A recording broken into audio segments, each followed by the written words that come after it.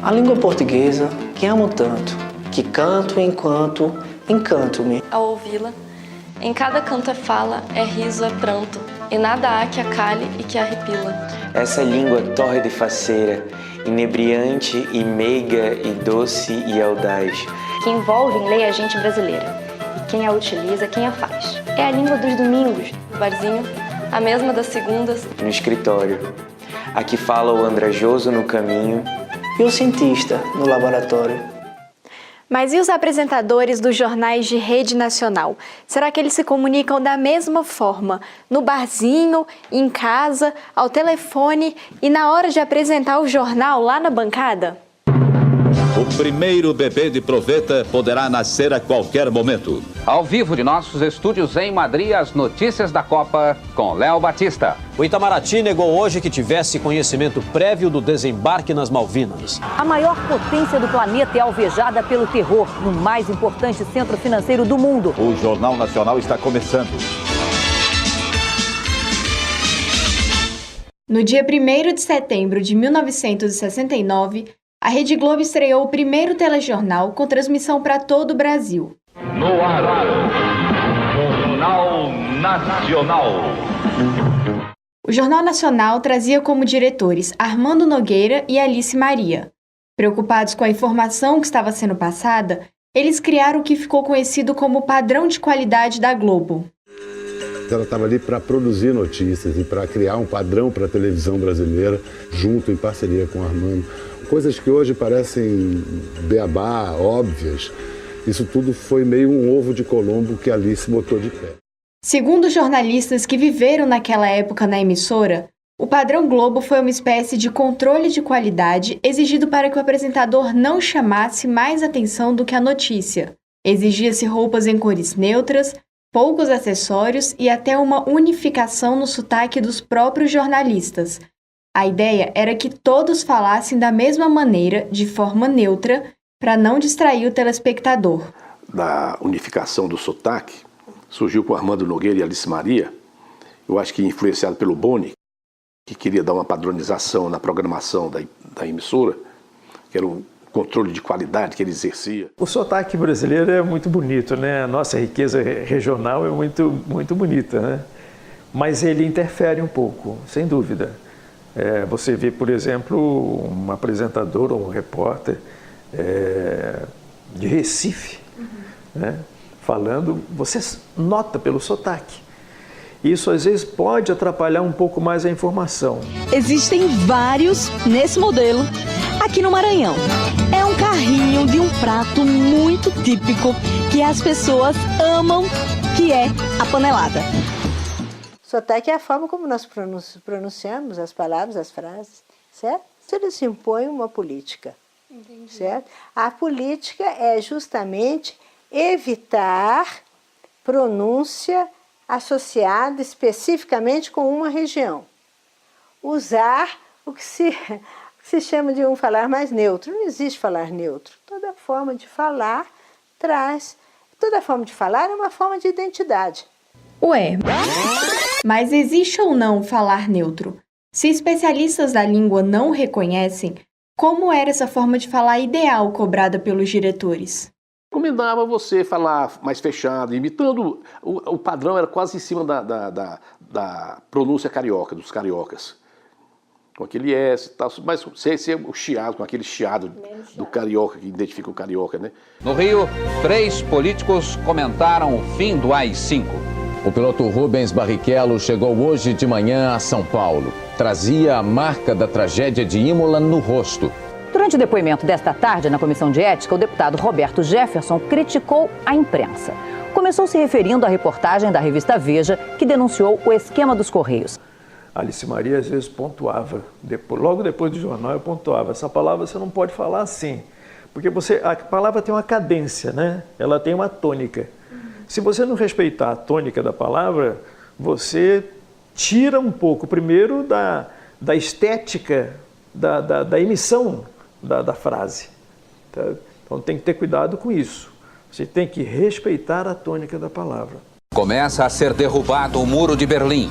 E como a televisão ainda era algo muito recente naquela época, Os apresentadores estavam acostumados a falar com sotaque, intensidade e entonação do rádio. O ministro da Justiça, Petrônio Portela, recomendou hoje ao novo chefe de divisão da censura, José Madeira, que a censura se limite exclusivamente às diversões públicas. 10h30 da manhã, o momento mais dramático do incêndio. O fogo ficou incontrolável. Eu gosto da herança radiofônica da gente, né? Depois a gente acabou tentando caminhar por uma escola mais, vamos assim dizer, vou nominar que é naturalista. A Alice retirou isso da gente. A Alice que ela sempre pegava a gente assim, não dobra esse R. Fale mais normalmente. Tá? E a gente tinha um pouco do carioca também, né? Mas a professora de linguística explica que esse sotaque que a gente observa vai além da maneira de pronunciar algumas letras. É mais do que só o R e o S. É a curva melódica da frase. A diferença de uma região para outra é principalmente nessas curvas melódicas e na forma de pronunciar certos fonemas, que nós já comentamos. Mas esse trabalho não era feito só dessa maneira, com algumas orientações dos diretores. Tinha um talento da fala por trás disso tudo. A professora e fonoaudióloga Glorinha Boit-Miller. Ela já era fonoaudióloga da Globo, mas entre a década de 70 e 80 começou um trabalho de uniformização da fala dos apresentadores e repórteres de todas as afiliadas do país. Então é um exercício completo e que clareia a voz. O trabalho começou com os apresentadores e depois passou para os repórteres. Ela tinha um estúdio em sua própria casa. E era lá que cada jornalista ia, pelo menos uma vez por semana, trabalhar a neutralização do sotaque. O valor que elas vão receber é menor do que o das americanas, por exemplo, que também, vou repetir aqui, A Glorinha era fantástica. Foi uma década. Eu diria que foi de 70 a 80. O que aos olhos dos diretores não poderia acontecer era um apresentador ser identificado pelo seu estado. O jornalista deveria ser apenas o canal para passar a notícia, eliminando qualquer tipo de identidade pessoal. Julguei que deveria adotar o sotaque de Brasília, que é uma mistura de tudo. E tornasse difícil aí as pessoas identificarem a minha origem, né, para eu poder falar com o Brasil inteiro. Na Rede Globo eu atinjo o Brasil inteiro. Eu procuro usar a língua geral para ser entendido lá em Roraima e lá no Chuí. Gaúcho e com mais de 50 anos de experiência na televisão, Alexandre Garcia é um dos representantes dessa escola fundada pela Glorinha. O Congresso Nacional está dividido em duas posições básicas. A primeira é instalar uma comissão parlamentar de inquérito para investigar se são verdadeiras as denúncias do irmão do presidente. Olá, você vai ver logo mais no Jornal Nacional. A Polícia Federal começa a ouvir em São Paulo investigados na operação que prendeu pessoas ligadas ao presidente Michel Temer. As emissoras procuram a forma de falar que não seja identificada com a região X ou Y, certo? E nesse sentido, o nosso falar brasiliense é muito adequado. Mesmo ouvindo o Alexandre falar quase todos os dias na TV, será que seus telespectadores sabem ou conseguem acertar de onde ele é? Vamos ver. Acho que São Paulo. Por quê? Não sei, pela forma que ele puxa o sotaque do R. Não tenho certeza. Ele é do Rio Grande do Sul. Ah, é? Ele fala muito correto, então meio que me faz pensar que talvez ele tinha um sotaque muito forte, tipo do Nordeste, talvez, alguma coisa assim. Alguma coisa parecida, porque eu vejo muito jornalista nordestino que tenta falar exatamente desse jeito, tem sotaque de jornalista. Ele é do Rio Grande do Sul. Ah, nossa, realmente. Eu acho que eu vou errar, mas... São Paulo? Não. Ah, cara, não. Parece São Paulo? Parece. Ele é gaúcho. Nossa, mas nem puxa muito, né? Pra mim é normal, tipo, de Brasília, uma coisa assim, tipo, normal. Não tem sotaque nenhum? Não, eu não achei nada diferente. É claro que eu fui mostrar esse resultado para ele. Quero dizer que fiquei muito feliz com o resultado, que não conseguiram identificar como um sotaque específico, né, no caso Rio Grande do Sul. e com o resultado de muita gente imaginar que eu fosse de São Paulo, porque se São Paulo tem a metade da audiência, metade da economia, o estado que tem mais eleitores, eu acho que é bom que a tendência seja para São Paulo, né? Mas eu tenho um sotaque, eu sou gaúcho, e mais, eu comecei minha vida no microfone, no Rio Grande do Sul, portanto, no sotaque genuinamente gaúcho, não exagerado, claro. Depois da década de 80, a unificação do sotaque naqueles padrões iniciais começou a ser menos exigida. O trabalho com fonoaudiólogos na TV continuou, mas não existia mais uma regra clara para padronizar a fala. Ótimo, agora faz variando o tom. Hoje não se fala mais nisso. Vamos fazer as colocações fonêmicas seguindo a linguística, tá bom? Abrandar um pouco se essa narração estiver muito cantada, muito acentuada desse jeito. Fazer essas correções, principalmente desses R's, desses S's, controle da velocidade, uma boa articulação. Quero dar a volta ao mundo. Quero. Isso. A Marília é de Salvador, na Bahia. Morou lá até os 26 anos. Veio para Brasília em 2015 e é repórter do portal de notícias G1. Ela conta que percebeu que o sotaque na capital era bem mais neutro do que o baiano e decidiu começar um acompanhamento com a fonoaudióloga da TV.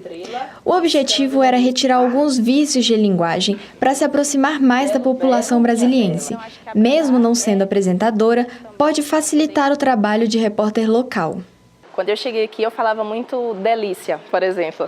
E aí, aqui em Brasília, se fala muito delícia, com o E é mais fechado, né? E a mesma coisa com o O. Então, os exercícios são mais voltados para essas duas vogais, para tentar fechar um pouco mais. E também, por exemplo, o final de algumas palavras, de verbos no gerúndio. Andando, cantando, falando. Aí, pelo vício de linguagem, eu costumava falar muito falando, andando, cantando, que é uma questão muito também de Salvador, especificamente. Então a gente vai fazer esse abrandamento, porque às vezes também o sotaque ele pode interferir na inteligibilidade das palavras. Há quem diga que não existe uma forma de falar neutra e que essas características individuais criam uma aproximação do jornalista com o telespectador de forma positiva. Outros preferem tirar qualquer tipo de informação que vá além da notícia e que possa desconcentrar a pessoa que está ali para receber a mensagem de forma clara. Mas todos concordam em um ponto, na importância da fala e no poder que ela tem na hora de passar a mensagem. Às vezes eu estou em algum lugar, por exemplo, tenho uma filha que mora em São Paulo. Às vezes eu estou em São Paulo. Estou assim numa padaria, num lugar tal. As pessoas me reconhecem pela voz e não pela cara. Impressionante. Porque às vezes eu começo a falar assim, a pessoa começa a falar, você. Eu fico impressionado, eu falo, mas como é que a pessoa me conhece pela voz e não pela imagem? Mas não, isso é frequente. A palavra tem vida, a palavra tem cheiro, a palavra tem sabor, a palavra é um conjunto de imagens. O fato de uma rede de rádio, uma rede de televisão, ter uma política para os seus locutores é preconceito? Não, isso é política, certo? É política.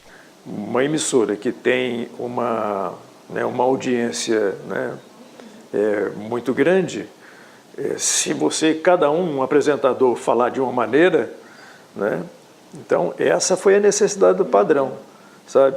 Para que todo mundo, quer dizer, todo telespectador visse que ali tinha um modo de falar. A minha intenção de falar a língua geral seja também a intenção de tanta gente da Globo que sabe que não está falando só para a sua região. A concretude da informação vai muito além disso, né, do sotaque. Mas é uma coisa que, por acaso, na televisão, por exemplo, pode chamar a atenção, pode desviar o foco, mas eu acho que não interfere exatamente na credibilidade daquela notícia. É a mesma língua, embora evoluída, que veio de outras terras. Com Cabral, escrita por Caminha, foi trazida na descoberta do Monte Pascoal. Não há quem fale errado, ou quem fale mal. De norte a sul, é belo. O que é falado na língua do Brasil e Portugal, Para julgar quem fala certo ou fala errado, não há no mundo lei nem haverá. Quem faz da fala língua é quem a fala. gramática nenhuma calará. Gramático nenhum irá cegá-la.